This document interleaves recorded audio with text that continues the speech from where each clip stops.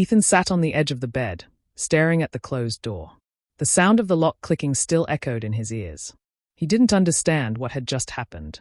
A few hours ago, they were smiling, surrounded by friends, dancing under the lights. Now, his wife wouldn't even let him hold her hand. He thought maybe she was just nervous, tired, or shy after the wedding. He told himself not to overthink it. But something about the way she looked at him, cold, distant, didn't feel right. The next morning, Marissa acted as if nothing strange had happened. She made coffee, asked him about breakfast, and spoke casually about their honeymoon plans. Ethan tried to reach for her hand, but she pulled away, pretending to fix her hair. The rejection stung. He smiled to hide his confusion, trying to convince himself it was temporary. Days passed, and nothing changed. Every night, she went to bed early and closed her door. Ethan would lie awake, staring at the ceiling, feeling a growing emptiness spread inside him. He tried to talk to her once, gently asking if something was wrong. She looked him in the eye and said calmly, "Ethan, I need space. Please respect that." Her tone wasn't angry, it was final. He nodded, even though his chest felt tight. They had been together for almost 2 years before the wedding. She used to be affectionate, always touching his arm, always leaning close when they talked. He remembered the way she laughed, the warmth in her eyes. But now, she avoided him like a stranger.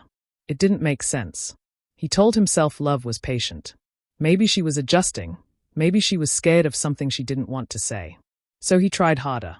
He brought her flowers one evening, her favorite ones, white lilies.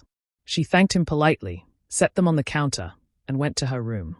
The flowers withered after a few days, untouched.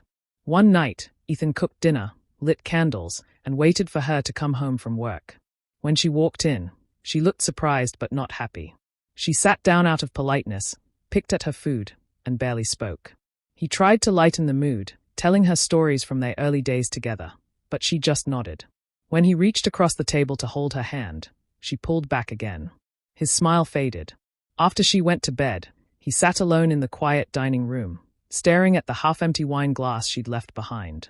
He felt small, unwanted, invisible. He had dreamed of building a home filled with laughter and warmth, but the house already felt colder than any place he'd ever lived. Every morning, she left early for work, and every evening, she returned silent. Ethan stopped trying to touch her. He didn't want to be rejected anymore. Still, he kept hoping she would change, that one day she'd come back to him the way she used to be. But deep down, a heavy doubt began to grow. The feeling that the woman he married wasn't really the same one he had fallen in love with. Ethan's days started blending together, each one colder than the last. He would wake up alone, make coffee for 2 out of habit, and pour the second cup down the sink when she didn't come out of her room. Marissa barely spoke to him in the mornings, rushing off to work with her phone in hand and a distant expression on her face. The sound of the front door closing behind her always left the house feeling empty, like all the air went with her. He tried to fix it the best way he knew how. He planned small surprises, dinners with her favorite foods, movie nights, soft music, and warm candles. But no matter what he did, she stayed cold. She'd sit across from him, scrolling through her thoughts, barely saying a word. When he reached for her hand, she'd gently pull away, pretending not to notice the hurt on his face. He thought maybe words could reach her when gestures couldn't. One night, he tried to talk. He told her he missed her, that he didn't understand what was happening between them. She looked up from her glass of wine and said flatly, "Ethan, you need to stop trying to fix me. I just need space." He asked her what kind of space a wife needed from her husband under the same roof. Her eyes hardened, and she said, "Don't guilt me. My body, my choice, my space." Then she got up and walked to her room, leaving him alone at the table. Ethan sat there for a long time, staring at the spot where she had been sitting. The candle burned low, and his food turned cold. He started to realize that this wasn't just a bad phase. It felt like living with a stranger who didn't want to be seen. The silence between them grew heavier. At night, he would hear the faint sound of her television through the walls separating their rooms. Sometimes he'd stand in the hallway, hand hovering near her door, wanting to knock, wanting to say something, anything. But the thought of being pushed away again kept him frozen. He stopped telling his friends that married life was good. When they asked, he just smiled and said, "We're adjusting." Inside, he felt like he was disappearing. Every time she turned away, every time she said space, it was like she was building a wall around herself and leaving him outside. One weekend, he suggested they take a small trip together, maybe to the lake where they used to go before the wedding. She didn't even look up from her book. "I'm busy," she said. That was the last time he asked her to go anywhere. The house that was supposed to be their home now felt like a cage. He moved quietly, careful not to bother her, careful not to say the wrong thing. When she walked past him, it was like a cold wind brushing against his shoulder. Ethan began to understand that love couldn't survive where it wasn't wanted, but he still didn't know how to let go of the hope that one day she might look at him again the way she used to, like he mattered. The change began slowly, almost too quietly to notice at first. Marissa started coming home later and later, always with a new excuse. Some nights she said there was a team project that ran long, other times it was a networking dinner. Ethan tried to believe her, but something about the way she avoided his eyes didn't sit right. She used to come home tired, with her hair messy from a long day at work. Now she came home dressed up, makeup perfect, smelling like a perfume he didn't recognize. One evening, she walked in wearing a red dress he'd never seen before. It hugged her body in a way that made his chest tighten. When he asked where she'd been, she said calmly, "I told you, Ethan, we had a client dinner." Her tone was sharp, her eyes daring him to question her further. He forced a smile, nodding like he believed her, but the knot in his stomach only grew tighter. After that, he stopped asking where she went. He had learned that his questions only started fights. She would accuse him of being controlling, of not trusting her, of suffocating her. Each time she threw those words at him, he felt smaller. So he said nothing, even when she started coming home after midnight. Ethan noticed other things too, small details that didn't make sense. Her phone was always face down on the table, the screen lighting up with messages she ignored until she was alone. She started buying new clothes, expensive ones, though she said she was just updating her wardrobe for work. Sometimes he'd smell cologne on her jacket that wasn't his. One Friday, she said she was going on a business trip for the weekend. Ethan offered to drive her to the airport, but she refused, saying she'd already arranged a ride. When he asked who was picking her up, she snapped, "Why do you need to know everything? I told you, stop being controlling." She stormed out before he could reply. He spent that weekend alone, pacing through the empty house, unable to shake the feeling that something was very wrong. He tried to convince himself it was just paranoia, that maybe she really was working hard. But when she returned on Sunday night, there was no suitcase, no signs of travel, just a new bracelet on her wrist, a thin gold chain with a small heart charm. She said it was a gift from a co-worker. Ethan smiled and nodded again, but inside, something in him started to harden. He stopped trying to reach for her, stopped asking questions. Instead, he began to pay attention to her words, her clothes, her schedule, her tone. He noticed the perfume lingered longer on some nights, the makeup smudged just enough to tell a story she would never admit. He no longer believed her lies, but he wasn't ready to confront her. Not yet. For the first time since their wedding, Ethan decided to stop hoping and start watching. Ethan was washing the dishes when he heard the front door close. Marissa had rushed out, saying she had a late meeting and wouldn't be back until after 9. He nodded, pretending not to care, though inside he was already tired of hearing the same excuse. As he wiped the counter, he noticed her phone lying next to her purse. She never left it behind. He didn't touch it at first. He stared at it, trying to convince himself to leave it alone. He didn't want to be the kind of man who snooped. But then the screen lit up. The message appeared bright and clear. "Can't wait to see you tonight, babe." His breath caught. The name above the text, Travis. For a long moment, he just stood there, frozen, his hands trembling. It felt like the air had been sucked out of the room. He picked up the phone slowly, as if it might burn him. The chat was open. There were more messages. "Last night was amazing. Wish I could wake up next to you." He doesn't suspect a thing, does he? Each line hit harder than the last. Ethan's chest tightened until it hurt to breathe. He put the phone down carefully, afraid he might throw it across the room. His mind went blank except for one thought. She had been lying all along. The woman who claimed she needed space, who said my body, my choice, had never wanted distance. She just didn't want him.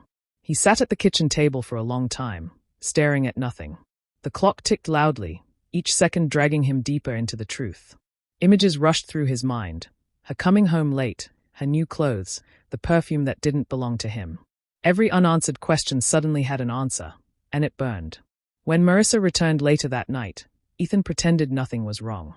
She smiled faintly, slipped her phone back into her bag, and walked past him like he wasn't there. He watched her, quiet, expressionless. He didn't ask where she'd been. He didn't say a word.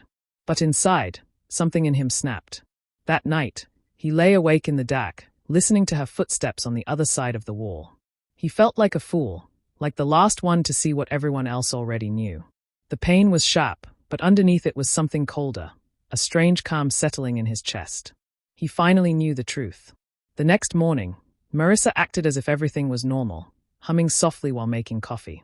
Ethan studied her movements, the way she avoided his gaze, the quick glance she gave her phone when it buzzed again. He didn't let his face show anything. He smiled, said good morning, and went about his day like usual. But deep down, he wasn't the same man anymore. The betrayal had done something to him, something quiet, steady, and unshakable. He wasn't going to confront her yet. He wasn't going to shout or beg. No, Ethan decided right then that he would wait, watch, and make sure that when she finally saw what she had done, it would be too late to undo it. Ethan stopped asking questions. He stopped trying to fix anything. Instead, he started paying attention to every little thing Marissa said and did. She thought she still had control, that he was too soft or too scared to notice what was happening. But she was wrong. He saw everything. One night, she came home late again, laughing on the phone as she parked the car. Ethan stood by the window, hidden by the curtain, and watched her. She stayed in the car for a while, still talking, smiling that warm smile she never gave him anymore. When she finally came inside, her tone switched, flat, cold, distant. "Hey," she said, brushing past him. The smell of another man's cologne followed her into the hallway. Ethan didn't react. He just nodded and told her dinner was in the fridge. After she went to her room, he stepped outside and walked quietly to her car. He opened the glove box, and there it was, a small bracelet with a tiny silver charm shaped like a heart. On the back was a single letter engraved, T. His stomach turned, but his hands stayed steady. He closed the glove box and walked back inside, his face calm. Over the next few weeks, he began keeping track. He found old hotel receipts tucked inside her purse, different hotels, different dates. Each time she claimed to be working late, the dates matched. He checked her phone records when she was asleep. The same number appeared every night, sometimes for hours. The name wasn't saved, but he didn't need to see Travis written there to know who it was. Each discovery hurt, but strangely, the pain stopped feeling raw. It turned into something else, something heavier but clearer. He no longer felt confusion or heartbreak. It was calm anger, cold and quiet, like the stillness before a storm. He wasn't going to yell or beg. He wanted her to reveal herself completely before he made his move. Marissa continued her routine, thinking she had fooled him. She'd leave in the evening, dressed perfectly, pretending it was for work. Sometimes she'd even call him during her drives, talking about how tired she was, pretending to be the hard-working wife. He played along, speaking softly, never showing suspicion. He started keeping a folder hidden in his desk, copies of receipts, screenshots, and notes of every lie she told. Each piece was a small part of the story she didn't know she was writing for him. At night, he would sit in the living room in the dark, the folder beside him, listening to the clock tick. He thought about their wedding day, about the promises she made. He wondered how someone could look him in the eye and swear love, only to tear it apart piece by piece. By the time Marissa came home one night with lipstick smudged and eyes bright from someone else's touch, Ethan didn't feel hurt anymore. He just looked at her and smiled faintly. Inside, his decision was made. The next time she walked out that door, he promised himself it wouldn't be the same when she came back. The man she thought she controlled was gone. What was left was calm, patient, and ready. Ethan moved like a man who had learned to be careful.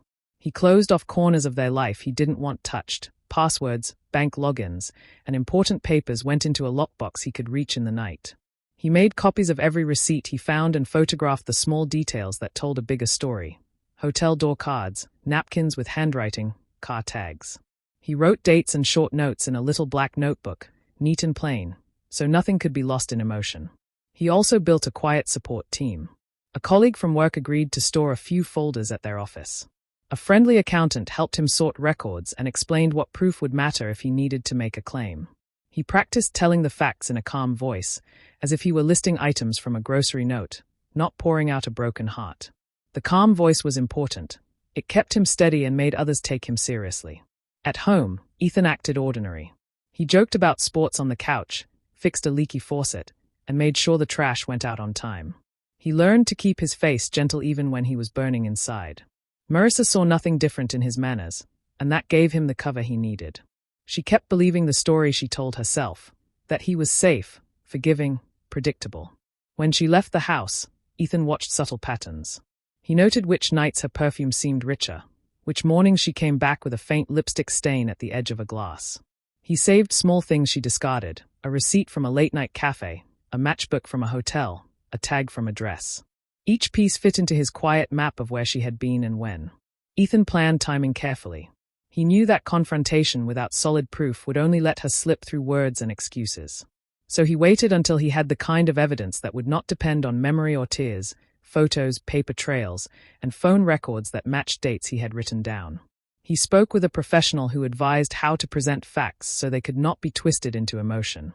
He learned the names of legal forms and what a judge would want to see. He did not plan revenge for show. He planned it so nothing would be left to chance. Meanwhile, Marissa grew bolder. She began to take more risks, like leaving a little jewelry in plain sight or joking about needing breaks in front of friends who came over. Her confidence made Ethan sure she believed herself untouchable. That self-assurance made her careless, and carelessness leaves crumbs. On nights when the house was quiet, Ethan sat with his folder and breathed.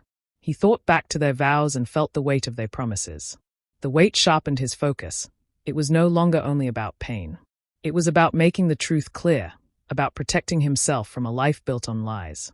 When the pieces were all where he wanted them, he would act. For now, he kept being patient, careful, and ready. Ethan spent the whole afternoon preparing the house. The table was set with candles, clean plates, and a bottle of red wine they had once shared on their first date. The smell of roasted chicken filled the kitchen, warm and calm. Everything looked peaceful, but inside, he felt a strange stillness, like the quiet before a storm. It was their first anniversary. The day that should have meant love and celebration now felt like the final act of a play that had gone on too long. Ethan looked around one last time, making sure everything was perfect. Then he placed a single white envelope on the table, right where Marissa would sit. When she came home, she looked surprised. "What's all this?" she asked, setting her purse down. Her voice had that same careless sweetness she used when she wanted to sound innocent. "I thought we should have dinner together," Ethan said, smiling slightly. "It's been a year." She grinned, almost smug. "You remembered," she said, brushing his shoulder as she walked past him. For a moment, she looked proud of herself, like she believed she still had him wrapped around her finger. She poured herself some wine and sat down, glancing at the envelope. "What's this?" she asked, tapping it with her manicured nail. "Something I've been meaning to give you," Ethan said quietly. She opened it, still smiling, until she saw the first photograph. Her face changed instantly. The smile vanished, her color drained, and her hands began to shake.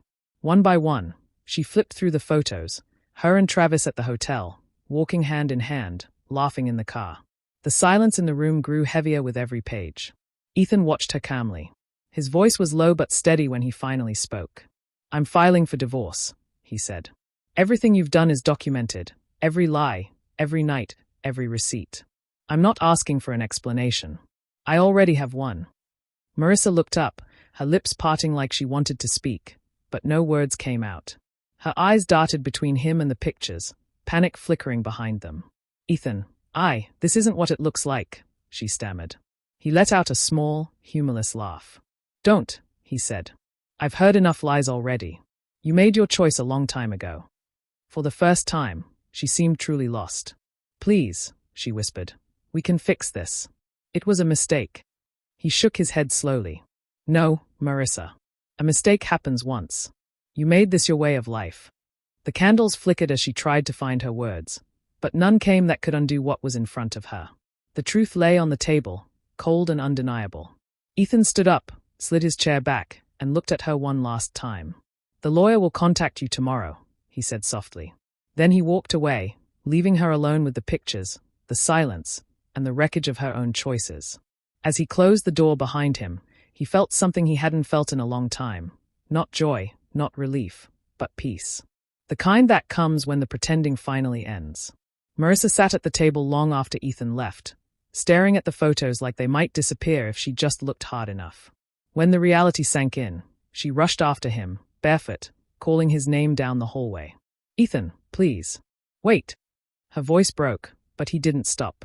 He turned once, calm and distant, and said, "There's nothing left to say."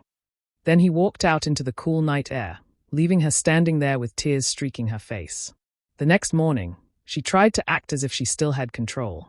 She made coffee, fixed her hair, and waited for him to come back. But when Ethan walked in, he didn't look angry or hurt, just quiet and steady. That scared her more than shouting ever could. She began talking fast, her voice shaking, trying to fill the silence. "I didn't mean for this to happen. I was lonely. You were distant. It just—" Ethan cut her off gently. "You were never lonely, Marissa. You just wanted something new. And you got it." She moved closer, reaching for his hand, but he stepped back. "Please, Ethan," she whispered, "don't do this. We can start over. I can fix it." He shook his head slowly.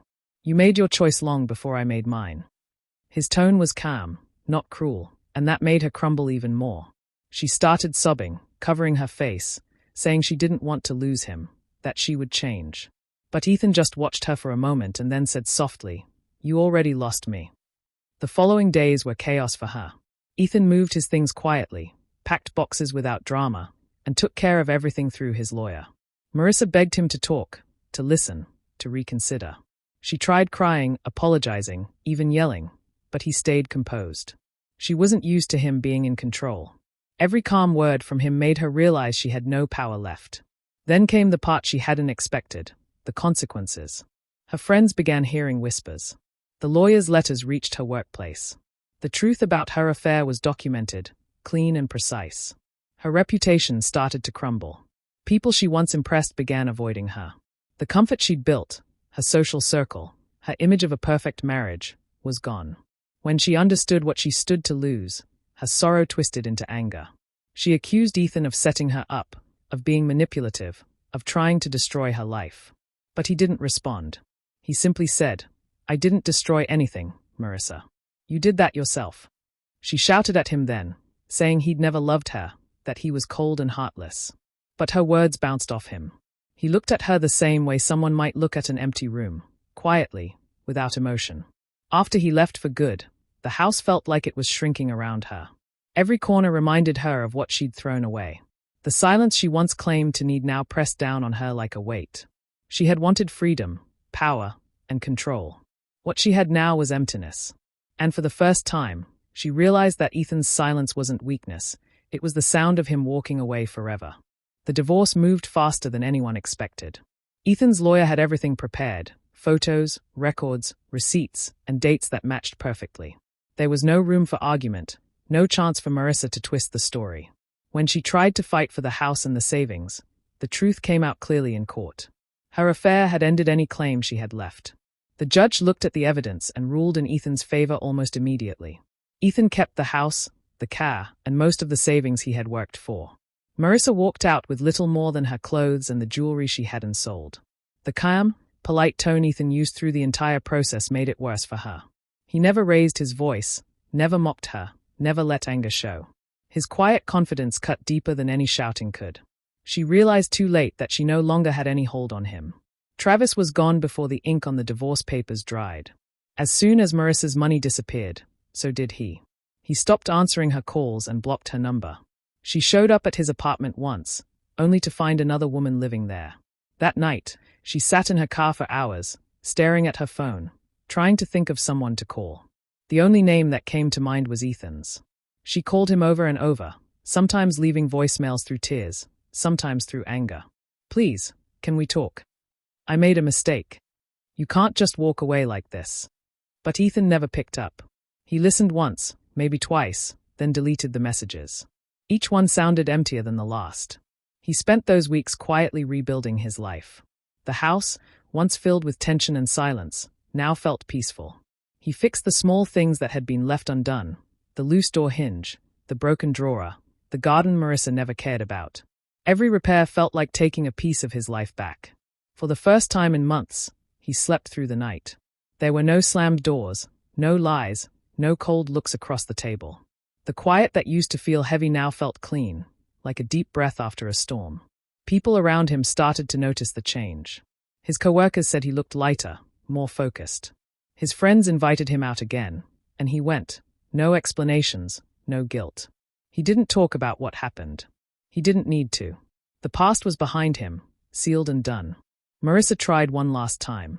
She showed up at the house weeks after the divorce, standing at the doorstep in the rain, asking to come in. Ethan looked at her for a long moment, then said simply, "There's nothing here for you anymore." He closed the door gently, not in anger, but with finality. When he walked back into the living room, the sound of the rain outside felt peaceful. He poured himself a cup of coffee and sat down, realizing that he didn't feel bitterness anymore. What he felt was freedom, quiet, complete, and earned. The woman who once made him feel small no longer had any power over him. The silence she left behind had become his peace. The months after the divorce were quiet, but for Ethan, that quiet felt like healing. The house that once echoed with tension was now calm. He started his mornings with coffee on the porch, watching the sunrise and listening to the birds. He began to cook again, not to impress anyone, but because it made him feel grounded. The walls that once held heavy silence now carried peace. He went back to living, slowly, one small step at a time. He started taking walks after work, breathing in the fresh air, feeling the freedom of not having to explain where he was going or when he'd be home. Some evenings, he'd stop by the park, sit on a bench, and watch families play or couples laugh. Instead of bitterness, he felt a quiet appreciation for simple moments. The anger that once lived inside him had faded, replaced by something gentler, acceptance. Friends noticed the change. They said he looked younger, more alive. He smiled more often, not forced, but real. He even started talking to new people, slowly opening himself up again. He wasn't in a rush to fall in love. He was learning how to live for himself first. He realized that peace didn't come from being with someone. It came from being able to breathe without fear. One ordinary Saturday afternoon, he went grocery shopping. He pushed the cart down the aisle, checking his list, humming quietly to himself. Then, as he turned the corner, he saw her. Marissa stood near the produce section, her cart half empty, her shoulders slouched. She looked smaller somehow, thinner, pale, and tired. Her hair was messy, her eyes dull. She saw him too, froze for a second, then quickly looked away, pretending to study the fruit in front of her. Ethan didn't stop. He didn't say a word. He just kept walking. As he passed by, he caught a glimpse of her reflection in the glass door. She looked lost, almost broken. For a moment, he felt a flicker of the man he used to be, the one who had loved her deeply. But that feeling passed as quickly as it came. There was no anger, no hate, no desire for revenge. Just relief. He finished his shopping, paid at the register, and stepped outside into the sunlight. The air felt warm, the sky wide and blue.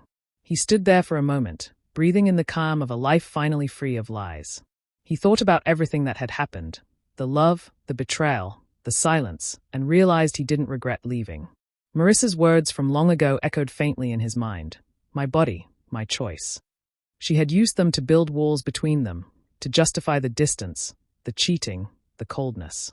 Now, standing there in the sunlight, Ethan saw how those same words had cost her everything. Her marriage, her home, her peace. He walked to his car with a quiet smile.